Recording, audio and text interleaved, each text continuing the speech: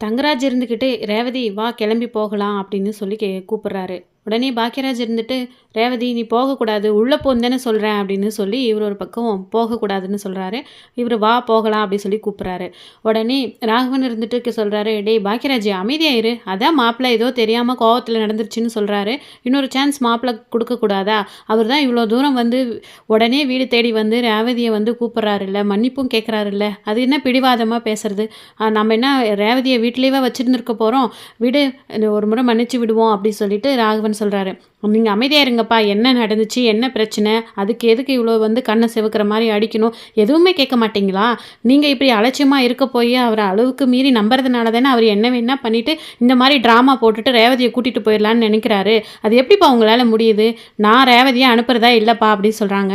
"உங்களுக்கு நான் என்னோட பேச்சு முக்கியமா, இல்லை உங்கள் மாப்பிள்ளையை நம்புறதா முக்கியமா? நீங்களே முடிவெடுத்துக்கோங்க" அப்படின்னு சொன்ன உடனே ராகவன் ராஜலக்ஷ்மிக்கு என்ன பண்ணுறதுனே தெரியல. என்னடா இது, அமைதியாக எது சொன்னாலும் கேட்டுக்கிட்டு சென்டிமெண்டலாக ரியாக்ட் பண்ணிட்டு இருந்தவன் இன்றைக்கி எதிர்த்து பேசுகிறானே அப்படிங்கிற மாதிரி வந்து அவங்க யோசிக்கிறாங்க.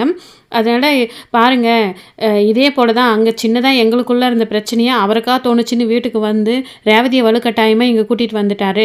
எங்கள் ஹஸ்பண்ட் ஒய்ஃப் பிரச்சனையில் எதுக்காக இவர் வரணும்?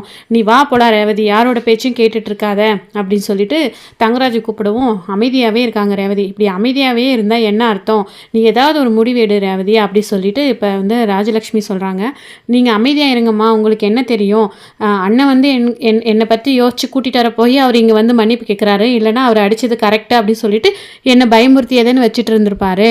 எந்த கவலையுமே இல்லை. உங்கள் மாப்பிள்ளை வீடு தேடி வந்து மன்னிப்பு கேட்டுட்டா உடனே மன்னிச்சு என்னை நீங்கள் அனுப்பி வச்சிருவீங்க, அப்படி தானே? அண்ணன் பேசிகிட்டு இருக்க, அவர் ஏதாவது அது கொஞ்சமாவது ரியாக்ட் பண்ணுறாரா? அண்ணனை ஒரு ஆளாவே மதிக்கிறது இல்லை. அண்ணன் தானே எனக்கு ஒரு பிரச்சனைன்னு கூட்டிகிட்டு வந்துச்சு. அப்போ அண்ணன் சொல்கிறது தானே எங்கள் முடிவாக இருக்கணும்" அப்படின்னு சொல்லி ரேவதி சொல்லவும், "என்ன ரேவதி நீயும் இப்படி பேசுகிற? மாப்பிள்ளையை பற்றி உனக்கு தெரியாதா? அவர் அப்படி தான் கொஞ்சம் கோவப்படுவார். நீ தான் அட்ஜஸ்ட் பண்ணி போன்னு சொல்கிறாங்க. உங்களுக்கெல்லாம் கொஞ்சம் கூட அறிவே இல்லையாப்பா? அவர் தான் வந்து ஒரு சின்ன விஷயத்துக்கு இப்படி அடித்து கொடுமைப்படுத்தியிருக்காரு. அடிக்க வைக்கணும்னு நினைக்கிறாரு. ஆனால் நீங்கள் அது என்னென்னு கேள்வி கேட்காம அவர் வந்து மன்னிப்பு கேட்டாரு, அனுப்பி வைக்கணும்னு சொன்னால் என்ன அர்த்தம்? அதெல்லாம் ரேவதியை நான் அனுப்புறதா இல்லை அப்படி சொல்லவும், இப்போ வந்து ரேவதி நீ என்ன சொல்கிற, முடிவாக சொல்லு அப்படின்றாங்க. அதுக்கு ரேவதி அமைதியாகவே இருக்காங்க. "நாங்கள் என்ன பண்ண முடியும் மாப்பிள்ள, ரேவதியோட முடிவு தான்" அப்படின்னு சொல்லிட்டு இப்போ ராகவனும் ராஜலக்ஷ்மி சொல்லவும், வேறு வழியே இல்லாமல் இப்போ வந்து அங்கேருந்து வந்து தங்கராஜ் போகிறாரு. வீட்டுக்கு போன உடனே, "என்னடா ஆச்சு? நீ மட்டும் தனியாக வந்திருக்க." அவளுக்கு அவ்வளவு திமிரு ஆயிடுச்சு. வர வர அவளோட ஆக்டிவிட்டி இவ்வளவு தூரம் போயிடுச்சு. எல்லாம் அந்த பாக்கியராஜ் கொடுக்குற தைரியம் தான். என்னடா அவன் இப்போ வந்து புதுசாக ஓவராக பண்ணிகிட்ருக்கான், அவனுக்கு என்னடா தைரியம்? அவனை ஏதாவது ஒன்று பண்ணி வைக்கணும்டா அப்படின்னு சொல்லிட்டு அவங்க அம்மா சொல்லிட்டு இருக்கவும், "அந்த வீட்டுக்கு ஒரு பிரச்சனைனா ஓடி ஓடி போனல, இப்போ யாரும் உனக்கு வந்து உன்னை நம்பி அவளை அனுப்பி வைக்கலையா? என்னடா இது?" அப்படி சொல்லவும் இன்னுமே தங்கராஜுக்கு பயங்கர டென்ஷன் ஆகுது. தங்கராஜ் போன உடனே, "என்ன ரேவதி நீ இப்படி பண்ணுற? மாப்பிள்ளை பாரு எவ்வளோ சோகமாக போகிறாரு. ஒரு தப்பு பண்ணால் அதை மன்னிக்கிறது சகஜம் தானே. ஆனால் நீ இப்படி பண்ணியிருக்கக்கூடாது" அப்படின்னு சொல்லிட்டு இப்போ ராகவனும் ராஜலக்ஷ்மி சொல்லிட்டு இருக்காங்க. "பின்ன என்னப்பா, நீங்கள் கூட தான் அண்ணன் வந்து அவ்வளோ தூரம் சொல்லுது. அண்ணங்கிட்ட ஒரு வார்த்தை இருந்து அது அண்ணன் கேட்குற கேள்விக்கு ரிட்டன் பேச மாட்டேங்கிறாரு. அண்ணங்கிட்ட மன்னிப்பு கேட்க மாட்டேங்கிறாரு. அப்போ என்னப்பா அவர் நினைக்கிறது தானே அப்போ கரெக்டுன்னு அர்த்தம்? என் அண்ணனா என்ன அவருக்கு அவ்வளோ கேவலமாக போச்சா? அவர் வந்து என்னை கூட்டிகிட்டு போகிறதா இருந்தால் என் அண்ணன் வந்து என்ன சொல்கிறாரோ அதுக்கெல்லாம் கட்டுப்பட்டு தான் அவர் என்னை கூட்டிகிட்டு போகணும். என் அண்ணங்கிட்ட மன்னிப்பு கேட்கணும்" அப்படின்னு ரேவதி சொல்லவும், இதை கேட்டு மலருக்கு ரொம்பவே சந்தோஷமாக இருக்குது. ஸோ அவர் வந்து ரேவதி மேலே எவ்வளோ ஒரு பாசம் வச்சுருந்தா அவருக்கு ஒரு கஷ்டம்னு வரும்போது அவராக தேடி போனாரோ, அதே மாதிரி அதுக்கு ஈக்குவலாக ரேவதி பேசுகிறத நினச்சி பாக்கியராஜுக்குமே ரொம்ப சந்தோஷமாக இருக்குது. வந்து ரூமில் பேசிகிட்டு இருக்காங்க மலர், மதி, ரேவதி இவங்க 3 பேருமே. ஸோ இந்த பிரச்சனை நடந்ததுக்கு காரணம் நான் போய் அங்கே சண்டை போட்டுட்டு வந்தது தான். நான் தான் தெரிஞ்சால் வீட்டில் இருக்கிறவங்க எப்படி ரியாக்ட் பண்ணுவாங்கன்னு தெரியல. நீயும் இதை வந்து வெளியில் சொல்லலை, அவரும் நம்ம சொல்லியிருப்போம், அது ஒரு பெரிய விஷயம் இல்லைன்னு சொல்லிட்டு அவரும் வந்து இதுதான் அப்படின்னு சொல்லாமல் மன்னிப்பு கேட்டார். நீயும் போகலை, ஆனால் நீ போகாததான் கரெக்டு ரேவதி அப்படி சொல்லி மதி சொல்கிறாங்க. இப்போ பாக்கியராஜ்னா என்ன, அவருக்கு அவ்வளோ கேவலம்? அவர் வந்து பாக்கியராஜ்கிட்ட மன்னிப்பு கேட்டுட்டு பாக்கியராஜ் என்ன சொல்கிறாரோ அதை வந்து கேட்டுட்டு உன்னை கூட்டிகிட்டு போகட்டும், இல்லைன்னா போகவே தேவையில்லை அப்படி சொல்லிட்டு ரேவதி கிட்ட சொல்லிட்டு இருக்காங்க. இப்போ வந்து நம்ம அதுவும் போக என்ன சொல்கிறாங்கன்னா, உன்னை அடிக்கும்போது அது ஒரு பெரிய விஷயமே இல்லை, புருஷன் பொண்டாட்டி அடிக்கிறது என்ன பெரிய விஷயமா அப்படி சொல்லி பேசினவங்க இன்றைக்கி தான் பொண்ணுக்குன்னு வரும்போது மட்டும் எப்படி பேசுகிறாங்க பாரு அப்படிங்கிற மாதிரி மதி மனசுக்குள்ளே யோசிக்கிறாங்க. என்ன இருந்தாலும் அக்காவை அடித்தது தப்பு தானே அப்படின்னு சுரேஷ் கேட்கவும், சுரேஷ்கிட்டையும் வந்து மதி சொல்கிறாங்க ரூம்குள்ளார, "இப்போ உங்கள் அக்காவை அடிக்கும்போது மட்டும் தப்புன்னு தெரியுது, அன்றைக்கி அந்த தப்பை நீங்கள் பண்ணும்போது உங்களுக்கு அப்படி தெரியல இல்லை" அப்படி சொல்லி கேட்கவும் சுரேஷ்க்கு என்ன பேசுகிறதுனே தெரியல. அன்றைக்கி சரின்னு போக இன்றைக்கி உங்கள் அக்காவை இப்படி அடித்து அனுப்பியிருக்காங்க, இப்போ தெரியுதா அவங்களுக்கு அந்த வழி? எந்த பிரச்சனை எதுவாக இருந்தாலும் அது என்ன அடித்து பேசுறது அப்படி சொல்லி மதி கேட்கவும் எதுவுமே பேச முடியாமல் சுரேஷ் ஒரு பக்கம் அமைதியாக இருக்காங்க. ஸோ இப்போ தங்கராஜ் திரும்பவும் மறுநாள் வீட்டுக்கு வராரு. நடந்து போச்சு, தெரியாமல் பண்ணிட்டேன்னு சொல்கிறேன், ஆனால் வரமாட்டியா ரேவதி நீ அப்படி சொல்லி கூப்பிட்றாரு. அப்போ வந்துட்டு ரேவதி சொல்கிறாங்க, நீங்கள் வந்து என் அண்ணன் சொல்கிறதுக்கெல்லாம் ஓகே பண்ணிவிட்டு எங்கள் அண்ணன்கிட்ட மன்னிப்பு கேட்டால் தான் நான் வருவேன் அப்படிங்கிற மாதிரி சொல்லவும், இதை கேட்டு தங்கராஜுக்கு பயங்கர ஷாக் ஆகுது. என்ன நினச்சிட்டு இருக்க ரேவதி, அளவுக்கு மீறி போயிட்டுருக்க, நீ என்ன இங்கே இருந்துருவியா, இங்கே வாழ்ந்துருவியா, எவ்வளோ தைரியம் உனக்கு அப்படிலாம் பேசுகிறதுக்கு அப்படின்னு.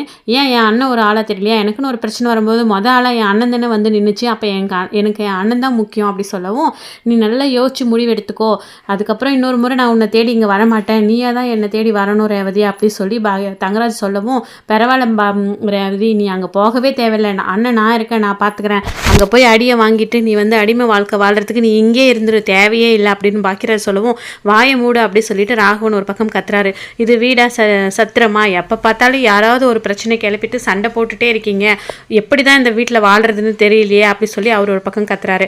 அப்போ உங்கள் மாப்பிள்ளை எடுத்ததுக்கெல்லாம் ரேவதி அடிக்கிறது வந்து சரியா, யாருமே கேட்க மாட்டீங்களா, வசதி வாய்ப்பு இருந்தால் மட்டும் போதுமா, அங்கே தன்னோட புள்ள சந்தோஷமாக வாழ்கிறாளா இல்லையா, அவளுக்கு என்ன பிரச்சனை எதுவுமே கேட்க மாட்டீங்களா, இங்கே நீங்கள் உங்கள் மருமகளை வந்து கேள்வி கேட்குறது அடிக்கிறது சரின்னு அவங்க வந்து சொல்லணுன்றதுக்காக உங்கள் பொண்ணு அங்கே என்ன கஷ்டப்படுறா அப்படின்றதையும் நீங்கள் யோசிச்சு பார்க்க மாட்டீங்களா அப்படி சொல்லிட்டு பாக்கியராஜ் ரொம்ப கோவப்படுறாரு. ஸோ இப்போ வந்து சுரேஷ் சொல்கிறாரு, அன்னைக்கு வந்து மதி வந்து போலீஸ் கம்ப்ளைண்ட்டு கொடுத்தா வந்து இது வந்து வைலன்ஸ் ஆகிடும் அப்படி சொன்னேன், உங்களுக்கு வந்து அந்த யோசனை இல்லையா, கோவப்பட்டு நீங்கள் அவ்வளோ ஆக்ரோஷமாக அடிச்சிருக்கக்கூடாது அப்படின்னு சுரேஷ் சொல்லவும், இப்போ என்ன தான் பண்ணணுன்றீங்க அப்படி சொல்லிட்டு தங்கராஜ் கேட்குறாரு. இப்போ என்ன நான் பாக்கியராஜ் கிட்ட மன்னிப்பு கேட்கணுமா, சரி கேட்டுறேன், மன்னிச்சிரு பாக்கியராஜ், என் பொண்டாட்டி என்னோட அனுப்பி வைய அப்படின்னு தங்கராஜ் பல்ல கடிச்சிக்கிட்டு மன்னிப்பு கேட்குறாரு. சரி ஓகே பாக்கியராஜ் கிட்ட மன்னிப்பு கேட்டுட்டாரு அப்படிங்கிறதுக்காக ரேவதி அங்கேருந்து கிளம்பி போகிறாங்க. நீ வீட்டுக்கு தானே வந்தாகணும், உன்னை எங்கே பிடிக்கணுமோ அங்கே பிடிச்சி உன்னை சரி செய்கிறேன் அப்படிங்கிற மாதிரி தங்கராஜ் பார்த்தீங்கன்னா இப்போ ரேவதியை கூட்டிகிட்டு போகிறாரு. போய் இவங்கிட்ட மன்னிப்பு கேட்குற மாதிரி ஆயிடுச்சே, அவசரப்பட்டு நம்ம இதெல்லாம் செஞ்சிட்டோம், எல்லாம் இந்த மதியால் தான், அவளை வந்து ஏதாவது ஒன்று பெருசாக அவளுக்கு செய்யணும் அப்படிங்கிற மாதிரி தங்கராஜ் எல்லா வகையும் மதி மேலே வச்சுருக்காரு. ஸோ வீட்டில் இருக்கிறவங்களுக்கு வந்து இந்த பிரச்சனை மதியால் தான் அப்படின்னு தெரிய வரும்போது இன்னும் என்னென்னலாம் வந்து அவங்க பேச போகிறாங்களோ, அதெல்லாம் எப்படி மதி பேச போகிறாங்களோ, அதாவது ஃபேஸ் பண்ண போகிறாங்களோ அப்படிங்கிறத வெயிட் பண்ணி தான் பார்க்கணும். இப்போ வீட்டுக்கு கூட்டிகிட்டு போன உடனே, என்ன என் பையன் ஒரு முறை வந்து கூப்பிட்டா நீ வரமாட்டியா, உனக்கு என்ன இப்போ புதுசாக அண்ணன் சப்போர்ட்டு வந்து தெரிஞ்சிட்ருக்கு, அவன் ஒன்றும் இல்லைனாலும் என்ன அந்த குதிக்கிறான், நீயும் வந்து அவன் பேச்சை கேட்டுட்டு இங்கேருந்து போகிறேன், என்ன நினச்சிட்ருக்க ரேவதி, உனக்கு இந்த வீடு தான் முக்கியம், இதுதான் உன்னோட வீடுன்னு உனக்கு புரியாதா, எப்போ பாரு என்ன நீ அங்கே இருக்கிறவங்களுக்கு சப்போர்ட் பண்ணி உன்னோட புருஷனையே விட்டு கொடுக்குறது, அந்த மதி வந்து வீட்டில் இவ்வளோ தூரம் கத்திட்டு போகிறா, உன் புருஷனை மரியாதை இல்லாமல் பேசுகிறா, உனக்கு அதெல்லாம் பெருசாக தெரியல, உன் புருஷன் அவளோட வேலையை வந்து நிப்பாட்டன் தான் தப்பா, அது கூட எதுக்கு, அவங்க சந்தோஷமாக வீட்டில் நல்லபடியாக இருக்கணுன்றதுக்காக தானே தங்கராஜ் அப்படி செஞ்சான், அதெல்லாம் உன்னால் புரிஞ்சிக்கவே முடியாது அப்படின்னு உடனே வேறு வழியே இல்லைன்னு சொல்லிட்டு அவங்க பேசுறது எல்லாத்தையுமே வந்து ரேவதி கேட்டுட்ருக்காங்க. இப்போ ரேவதி உள்ளே போனதுக்கு உடனே, உன் அண்ணங்கிட்ட நான் மன்னிப்பு கேட்டுட்டேன், உன் அண்ணங்கிட்ட மன்னிப்பு கேட்டதுனால நான் தாழ்ந்து போயிட்டேன் அப்படின்னலாம் ஒன்றும் கிடையாது, இதுக்கு எல்லாத்தையுமே சேர்த்து வச்சு நான் பதிலடி கொடுக்க போகிறேன், முதல்ல அந்த மதிக்கு பதிலடி கொடுக்க போகிறேன், அதுக்கப்புறமா வந்து பாக்கியராஜுக்கு கொடுக்க போகிறேன், இதெல்லாம் பார்த்து நீ வந்து உள்ளுக்குள்ளே வருத்தப்படணும், ரொம்ப பெரிய தப்பு பண்ணிட்டேன், நான் கூப்பிட்ட உடனே வந்திருந்தாலும் பரவாயில்ல, உன்கிட்ட மன்னிப்பு கேட்டு உன் அப்பா அம்மா காலில் விழுந்து அந்த ஒன்றும் இல்லாத அந்த பாக்கியராஜ்கிட்டையும் நான் வந்து மன்னிப்பு கேட்க வச்சுட்டல, என்ன இதுக்கெல்லாம் சேர்த்து அனுபவிப்ப ரேவதி அப்படின்னு சொல்லி பயங்கர கோவத்தோடு அங்கேருந்து பேசிட்டு போயிடுறாரு. ஸோ இப்போ வீட்டிலேருந்து மலர்மதி இவங்க 2 பேரும் அங்கே ரேவதி எப்படி இருக்காளோ அப்படி சொல்லி கால் பண்ணுறாங்க. என்னாச்சு அங்கே போனதும், தங்கராஜ் ஏதாவது பேசினாரா, உனக்கு ஏதாவது பிரச்சனையா, எதுவாக இருந்தாலும் எங்ககிட்ட சொல்லு, திரும்ப நம்ம வந்து ஏதாவது ஒரு பிரச்சனை அங்கே போய் நிற்கணுமா, நல்லா யோசிக்காத அப்படி சொல்லி மலர் சொல்கிறாங்க. அதெல்லாம் ஒன்றும் இல்லை, நான் பார்த்துக்கிறேன், அவர் போய் என்ன பண்ணிட போகிறாரு அப்படி சொல்லிட்டு இப்போ ரேவதி பார்த்திங்கன்னா அவங்களுக்கு சமாதானம் சொல்லிட்டு இருக்காங்க. ஸோ இந்த வீட்டில் வந்து ஒரு பிரச்சனை போய் அங்கே ஒரு பிரச்சனை கிளம்பிருச்சு, என்ன அவங்களுக்குள்ள பிரச்சனைன்னு தெரியலையே அப்படி சொல்லிட்டு ராகவனும் ராஜலட்சுமி பேசியிருக்காங்க. இவ்வளோ தூரம் ஒரு பிரச்சனை நடந்துருச்சு, ஆனால் எதுக்காக பிரச்சனை வந்துச்சுன்னு தெரியாமல் நம்ம வந்து கேட்காம விட்டுட்டோமே அப்படின்னு. அப்போ வந்து மலர் யோசிக்கிறாங்க, அது தெரிய வந்தால் ஒரு ருத்ர தாண்டவமே இவங்க ஆடுவாங்க, ஏற்கனவே எல்லா பிரச்சனையும் மதியால் தான் அப்படின்னு சொல்லிட்டு இருந்தேன், இவங்களுக்கு அந்த பிரச்சனை தெரிய வரும்போது இதெல்லாம் எப்படி ரியாக்ட் பண்ண போகிறாங்களோ தெரியலையே அப்படிங்கிற மாதிரி தான் வந்து மலர் யோசிச்சுட்ருக்காங்க. இப்போ மதி பார்த்திங்கன்னா அவங்க அப்பா அம்மாவுக்கு கால் பண்ணுறாங்க. அப்போ வந்து மதி சொல்கிறாங்க, என்னோட வேலை போனதுக்கு காரணம் அந்த தங்கராஜ் தான், என்னோட வேலையை பறித்து வீட்டில் உட்கார வைக்கிறது தான் அவரோட பிளானாக இருந்திருக்கு, ஏன்னா இவ்வளோ கீழ்த்தரமாக நடந்துக்கிறாருன்னு தெரியல, அதை கேட்க போய் அவங்களுக்குள்ள சண்டை வந்து இப்போ தான் ரேவதி வீட்டுக்கு போயிருக்காங்க, என்னென்னவோ நடந்து முடிஞ்சிருச்சு. இதெல்லாம் பார்க்கும்போது எனக்கு ஒரே இரிட்டேட்டிங்காக இருக்குது. நான் ஒரு நல்ல வேலையை அவருக்கு முன்னாடி வாங்கி காட்டணும் அப்படி சொல்லி ஃபீல் பண்ணிகிட்ருக்காங்க.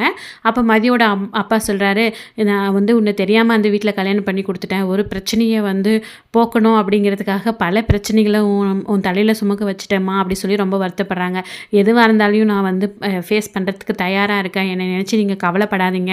இந்த வீட்டில் இருக்கிறவங்களால என்ன போய் என்ன பண்ணிட முடியும்?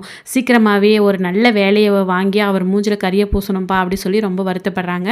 ஸோ இப்போ பார்த்தீங்கன்னா இன்னும் அடுத்த வரப்போகிற எபிசோடில் மதி எப்படி வந்து வேலையை கையில் பிடிக்க போகிறாங்க, அந்த வேலைக்கு போகிறதுக்கு அவங்க இன்னும் என்னென்னலாம் தடைகளை மீற போகிறாங்க, இதுக்கு பாக்யராஜ் என்னென்ன தடைகளை வந்து செய்ய போகிறாரு அப்படிங்கிறத எல்லாத்தையும் வெயிட் பண்ணி வரப்போகிற எபிசோடில் பார்க்கலாம்.